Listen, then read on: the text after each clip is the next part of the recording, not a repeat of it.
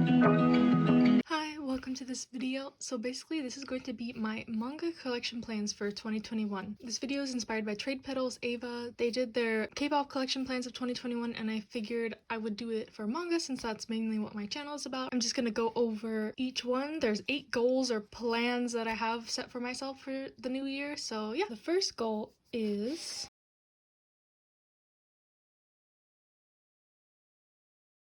so basically, read what I have and slow down on buying. So to explain that, I have quite a large collection and I am guilty of buying anything that looks interesting if I see a good deal or a cheap price or a bundle or something like that. So my goal for this year is to not do that and just read what I have because I have so much stuff already. I don't need to be buying more and more until I finish what I'm currently reading. So yeah, I have fallen into the trap of just getting anything I see. Like most likely that thing will go on sale again. You'll see it again, unless it's like out of print or rare, but yeah, so that is a goal I set for myself. Slow down on buying, read what I have, and yeah, I feel like that will make collecting less overwhelming for me and just make it easier for me to enjoy reading when I don't have to worry about getting the new thing. Oh my gosh, this is on sale, I need to get it now, blah blah blah blah blah. So yeah, that is the first goal. And the second goal is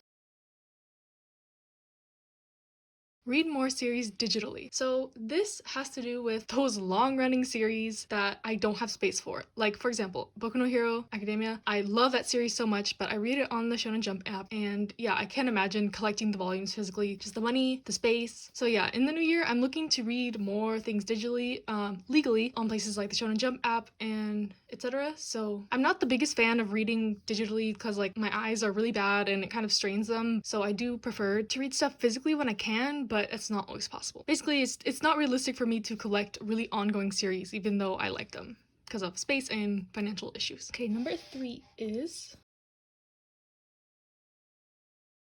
keep up with ongoing series that I am enjoying. Not necessarily pre-ordering everything that I know I like is coming out, but just like keeping on top of things and not putting things off for later. Like the series that I'm currently reading and like collecting physically are Dr. Stone, Yamamushi Pedal, Blue Period, and Given, and a couple other ones, but those are the main 4 that I'm actively looking for. Like I already looked up the pre-orders and when they're coming out and stuff like that. So in my head, if I'm already doing that, then that means I am excited for the next release, I'm looking forward to reading it, etc. So number 4.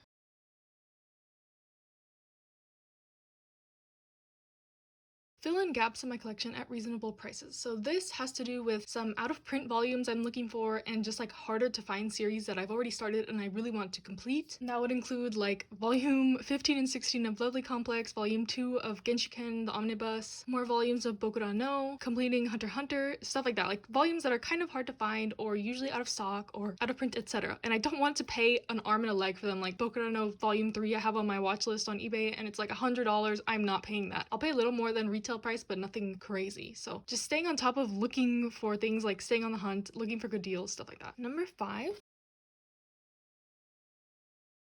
Buy more Japanese manga. So this has to do with series that are not serialized that I have read, which I know is like a taboo subject in the manga community, but how else am I supposed to read something if it's not serialized? Of course, if it does get serialized, I will buy it in English, but so I don't feel as like guilty, I do try to buy things in Japanese if I read them like scanned. So yeah, just more of that. Maybe I'll do a tutorial of how to use like Amazon Japan and stuff like that. It's always good to support the creator when possible, so I'd like to buy more Japanese manga in the future. Number 6.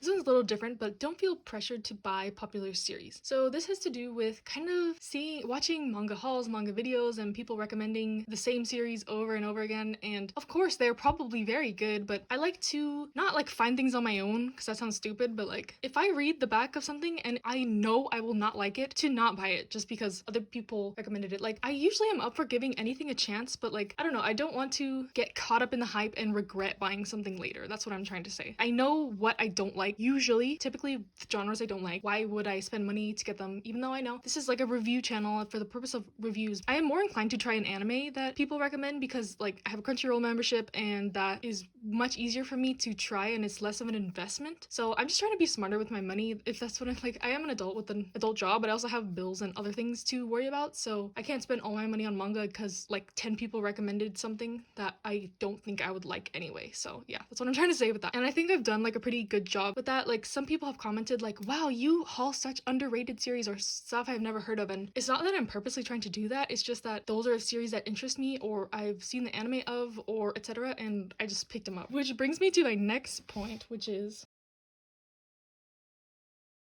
don't rely on anime as much. So this means I am very guilty of watching an anime first and then picking up the manga, and then sometimes I get bored of the manga because like it's just kind of a repeat of what happened in the anime, even though it's like not exactly the same, but if it's a good anime adaptation, it's kind of the exact same thing, and it's like I feel like I'm just rereading the anime. So this doesn't mean that I am going to stop watching anime or not pick up manga that has an anime adaptation, but maybe reading the manga first or trying it out first before I watch an anime, or just looking into more manga that does not have an anime, which I am also been trying to do a little more lately, because there are so many good manga that don't have anime adaptations and like just art that is unadaptable or it's just lesser known or something. So that is a plan of mine, to not rely on anime as much, like not just get series that I've watched the anime of, because I know I will enjoy them, but then also it's like a repeat of a story I've already seen, so I don't want to get bored of something that I bought. But like also some things I'd watched the anime a really long time ago, like Lovely Complex, and I'm really enjoying the manga because like the story is less familiar to me. I watched it like 5 years ago, but I know I liked it and now I still do like it. But some series I have watched the anime and then I bought the manga right after and started reading it, and I was like, I just watched this like last week, so it was kind of like a deja vu moment. Then lastly,